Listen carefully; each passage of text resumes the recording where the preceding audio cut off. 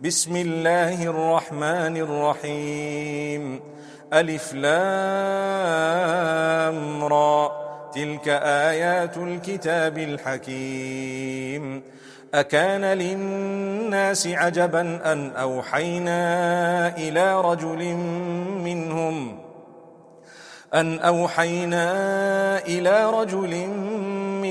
أن أنذر الناس وبشر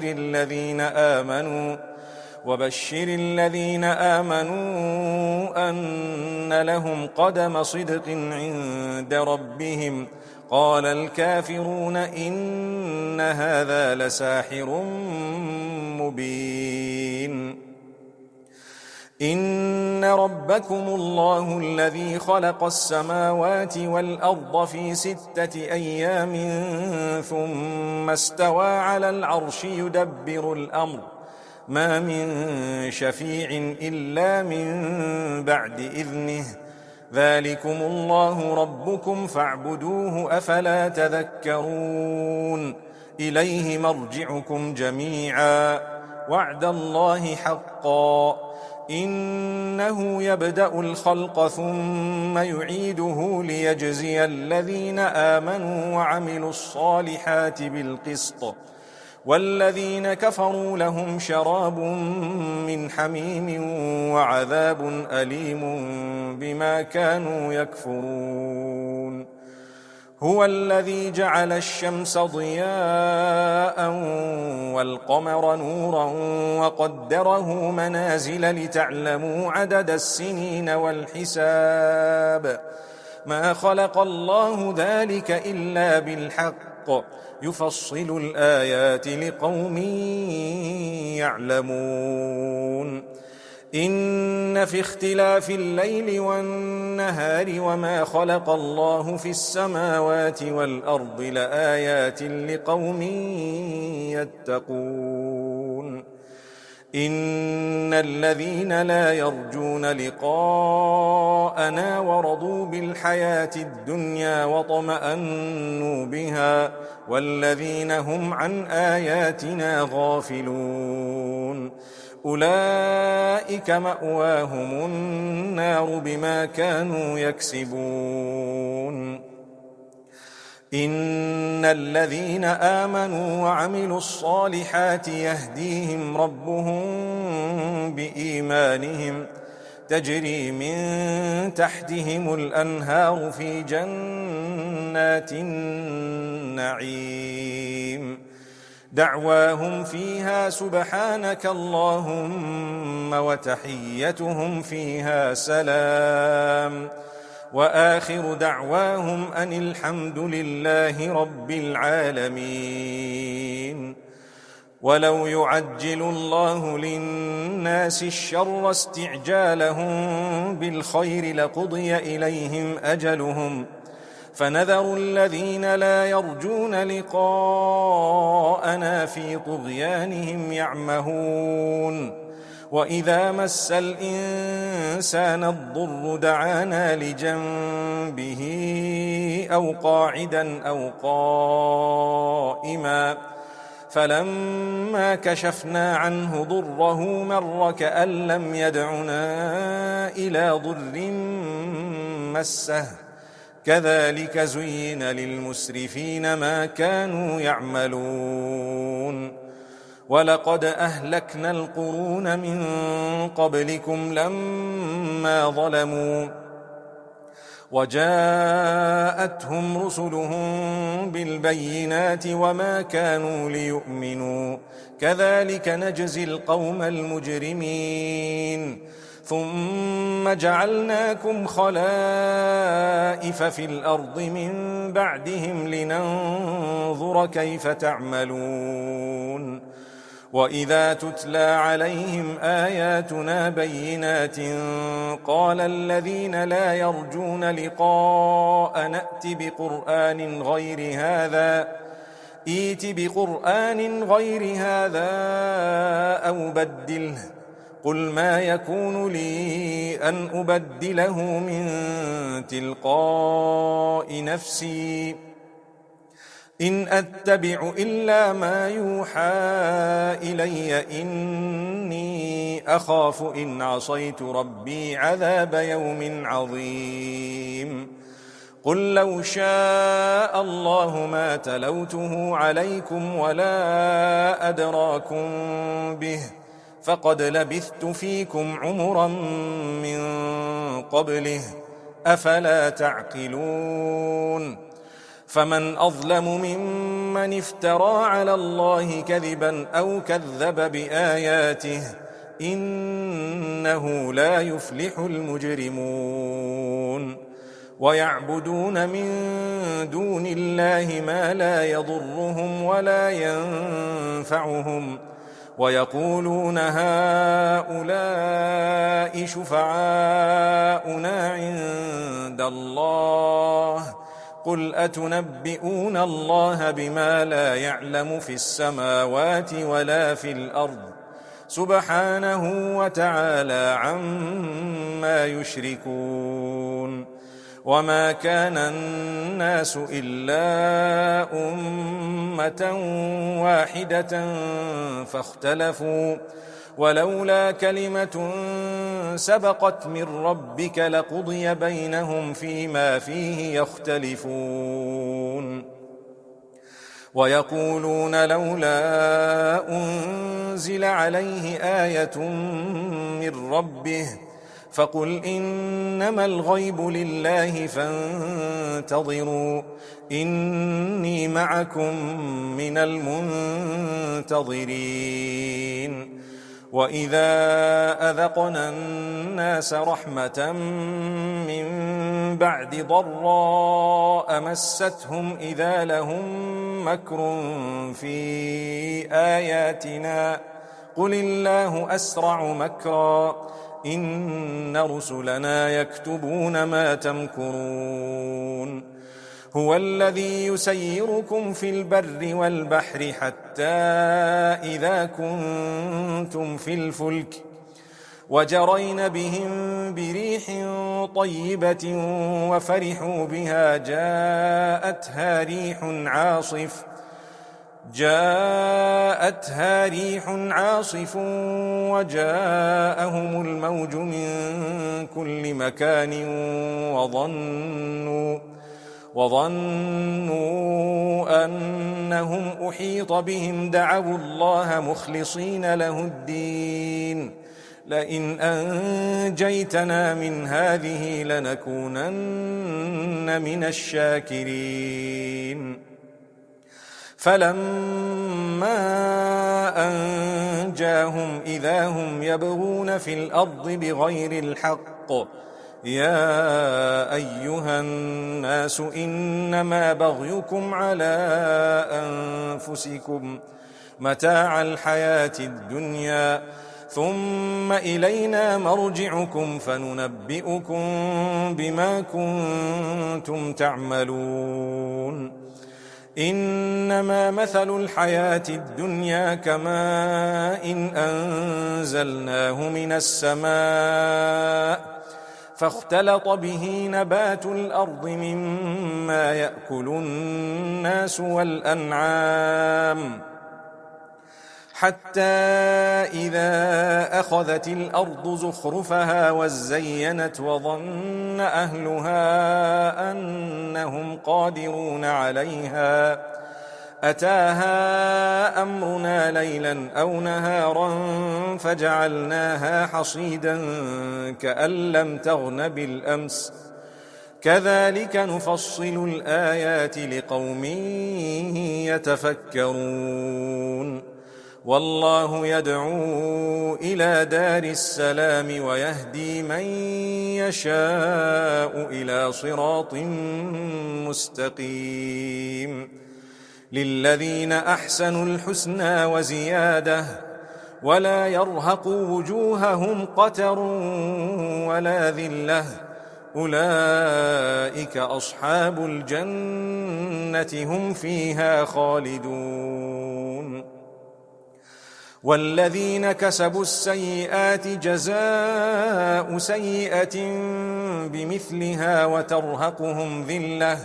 ما لهم من الله من عاصم كأنما أغشيت وجوههم قطعا من الليل مظلما أولئك أصحاب النار هم فيها خالدون ويوم نحشرهم جميعا ثم نقول للذين أشركوا مكانكم أنتم وشركاؤكم فزيلنا بينهم وقال شركاؤهم ما كنتم إيانا تعبدون فكفى بالله شهيدا بيننا وبينكم إن كنا عن عبادتكم لغافلين هنالك تبلو كل نفس ما أسلفت وردوا إلى الله مولاهم الحق وضل عنهم ما كانوا يفترون قل من يرزقكم من السماء والأرض أم من يملك السمع والأبصار ومن يخرج الحي من الميت ويخرج الميت من الحي ومن يدبر الأمر فسيقولون الله فقل أفلا تتقون فذلكم الله ربكم الحق فماذا بعد الحق إلا الضلال فأنى تصرفون كذلك حقت كلمة ربك على الذين فسقوا أنهم لا يؤمنون قل هل من شركائكم من يبدأ الخلق ثم يعيده قل الله يبدأ الخلق ثم يعيده فأنى تؤفكون قل هل من شركائكم من يهدي إلى الحق قل الله يهدي للحق أفمن يهدي إلى الحق أحق أن يتبع أم من لا يهدي إلا أن يهدى فما لكم كيف تحكمون وما يتبع أكثرهم إلا ظنا إن الظن لا يغني من الحق شيئا إن الله عليم بما يفعلون وما كان هذا القرآن أن يفترى من دون الله ولكن تصديق الذي بين يديه وتفصيل الكتاب لا ريب فيه من رب العالمين أم يقولون افتراه قل فأتوا بسورة مثله وادعوا من استطعتم من دون الله إن كنتم صادقين بل كذبوا بما لم يحيطوا بعلمه ولما يأتهم تأويله كذلك كذب الذين من قبلهم فانظر كيف كان عاقبة الظالمين ومنهم من يؤمن به ومنهم من لا يؤمن به وربك أعلم بالمفسدين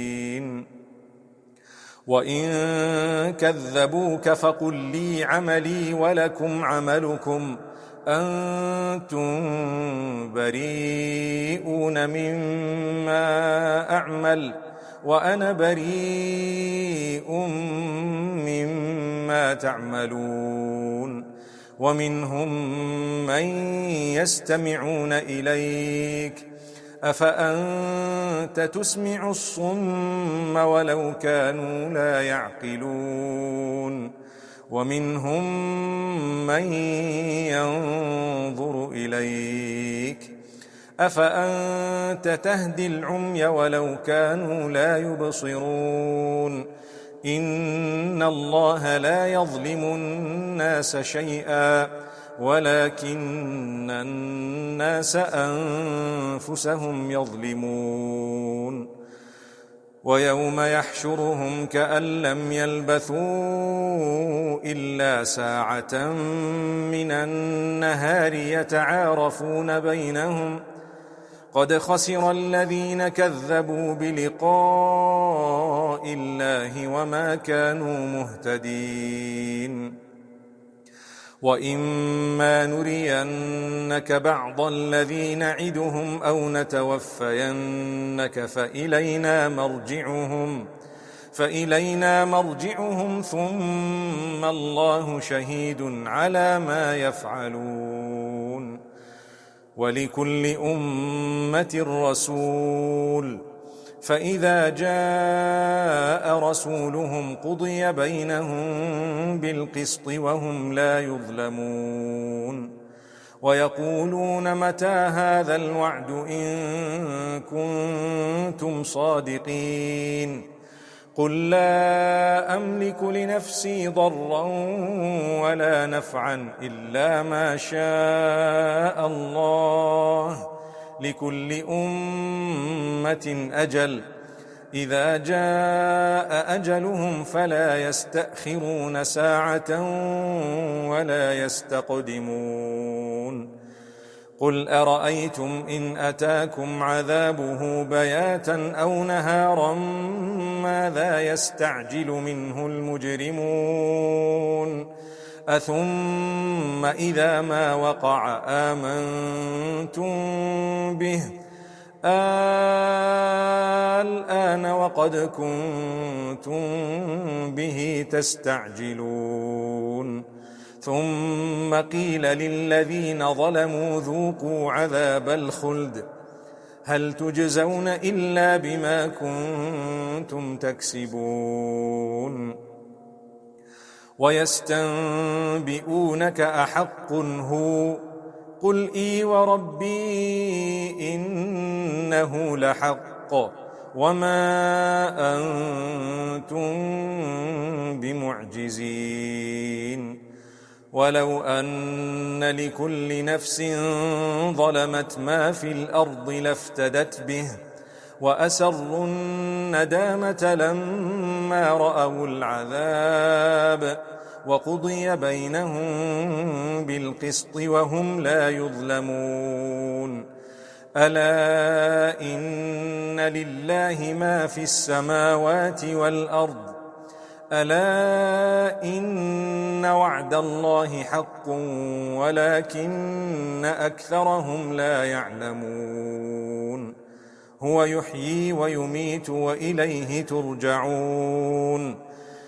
يا أيها الناس قد جاءتكم موعظة من ربكم وشفاء لما في الصدور وهدى ورحمة للمؤمنين قل بفضل الله وبرحمته فبذلك فليفرحوا هو خير مما يجمعون قل أرأيتم ما أنزل الله لكم من رزق قل أرأيتم ما أنزل الله لكم من رزق فجعلتم منه حراما وحلالا قل الله أذن لكم أم على الله تفترون وما ظن الذين يفترون على الله الكذب يوم القيامة إن الله لذو فضل على الناس ولكن أكثرهم لا يشكرون وما تكون في شأن وما تتلو منه من قرآن ولا تعملون من عمل إلا كنا عليكم شهودا إذ تفيضون فيه وما يعزب عن ربك من مثقال ذرة في الأرض ولا في السماء ولا أصغر من ذلك ولا أكبر إلا في كتاب مبين. ألا إن أولياء الله لا خوف عليهم ولا هم يحزنون الذين آمنوا وكانوا يتقون لهم البشرى في الحياة الدنيا وفي الآخرة لا تبديل لكلمات الله ذلك هو الفوز العظيم.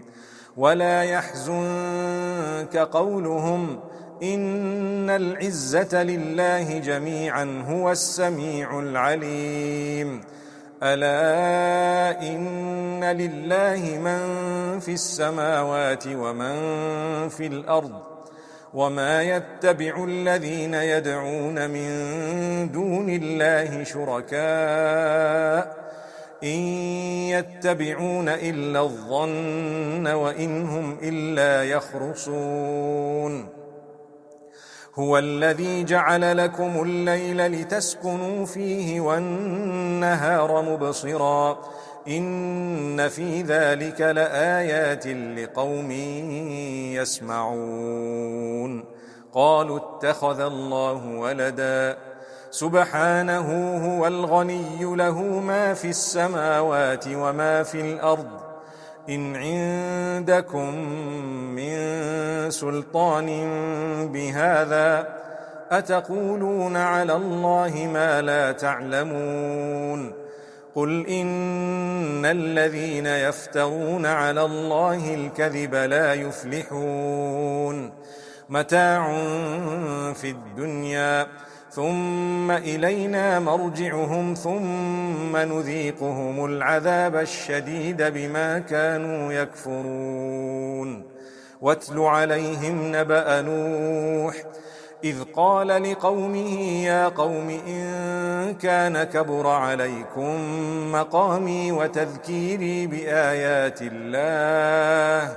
فعلى الله توكلت فأجمعوا أمركم وشركاءكم ثم لا يكن أمركم عليكم غمة ثم قضوا إلي ولا تنظرون.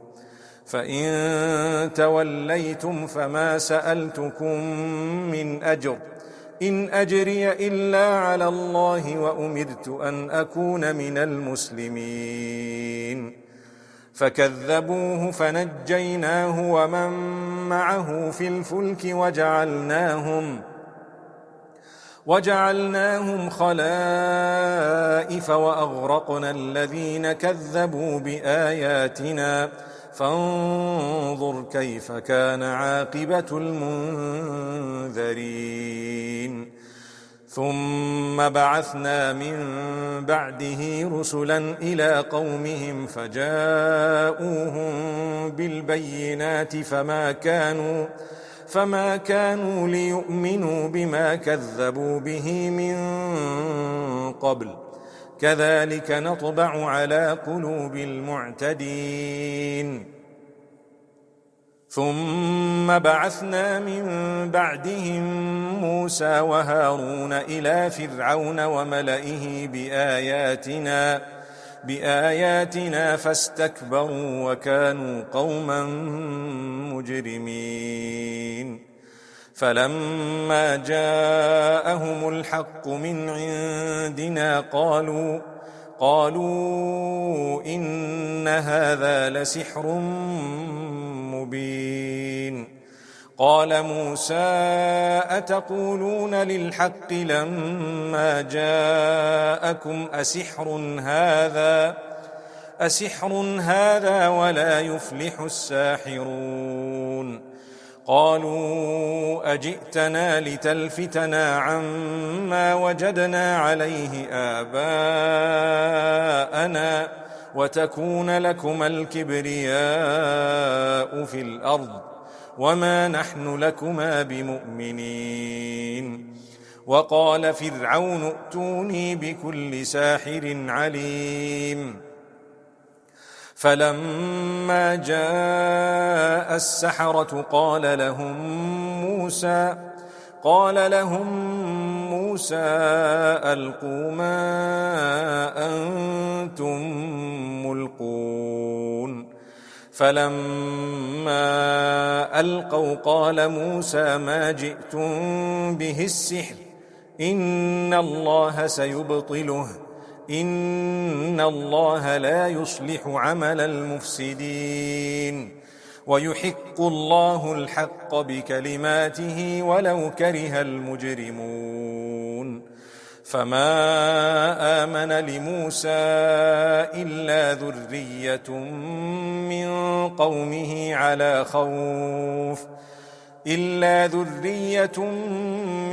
قومه على خوف من فرعون وملئهم أن يفتنهم وإن فرعون لعال في الأرض وإنه لمن المسرفين وقال موسى يا قوم إن كنتم آمنتم بالله فعليه توكلوا إن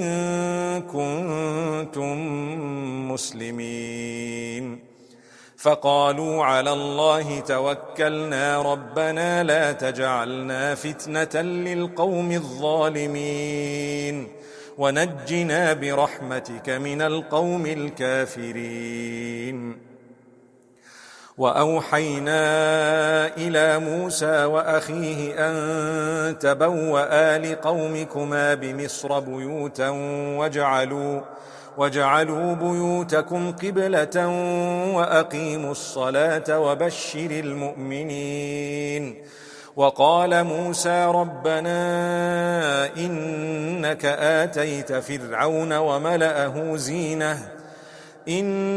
آتيت فرعون وملأه زينة وأموالا في الحياة الدنيا ربنا ليضلوا عن سبيلك ربنا اطمس على أموالهم واشدد على قلوبهم فلا يؤمنوا حتى يروا العذاب الأليم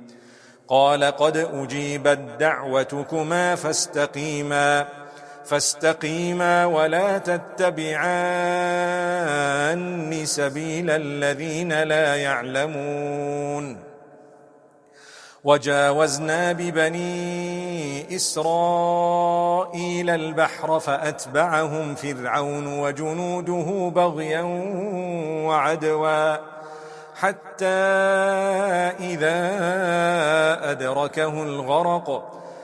قال آمنت أنه لا إله إلا الذي آمنت به بنو إسرائيل وأنا من المسلمين الآن وقد عصيت قبل وكنت من المفسدين فاليوم ننجيك ببدنك لتكون لمن خلفك آية وإن كثيرا من الناس عن آياتنا لغافلون ولقد بوأنا بني إسرائيل مبوأ صدق ورزقناهم من الطيبات فما اختلفوا حتى جاءهم العلم إن ربك يقضي بينهم يوم القيامة فيما كانوا فيه يختلفون فإن كنت في شك مما أنزلنا إليك فاسأل الذين يقرؤون الكتاب من قبلك لقد جاءك الحق من ربك فلا تكونن من الممترين ولا تكونن من الذين كذبوا بآيات الله فتكون من الخاسرين. إن الذين حقت عليهم كلمة ربك لا يؤمنون ولو جاءتهم كل آية حتى يروا العذاب الأليم. فلولا كانت قرية آمنت فنفعها إيمانها إلا قوم يونس لما آمنوا كشفنا عنهم عذاب الخزي في الحياة الدنيا ومتعناهم إلى حين. ولو شاء ربك لآمن من في الأرض كلهم جميعا أفأنت تكره الناس حتى يكونوا مؤمنين. وما كان لنفس أن تؤمن إلا بإذن الله ويجعل الرجس على الذين لا يعقلون. قل انظروا ماذا في السماوات والأرض وما تغني الآيات والنذر عن قوم لا يؤمنون. فهل ينتظرون إلا مثل أيام الذين خلوا من قبلهم قل فانتظروا إني معكم من المنتظرين. ثم ننجي رسلنا والذين آمنوا كذلك حقا علينا ننجي المؤمنين. قل يا أيها الناس إن كنتم في شك من ديني فلا أعبد الذين تعبدون من دون الله ولكن أعبد الله الذي يتوفاكم وأمرت أن أكون من المؤمنين وأن أقم وجهك للدين حنيفا ولا تكونن من المشركين. ولا تدع من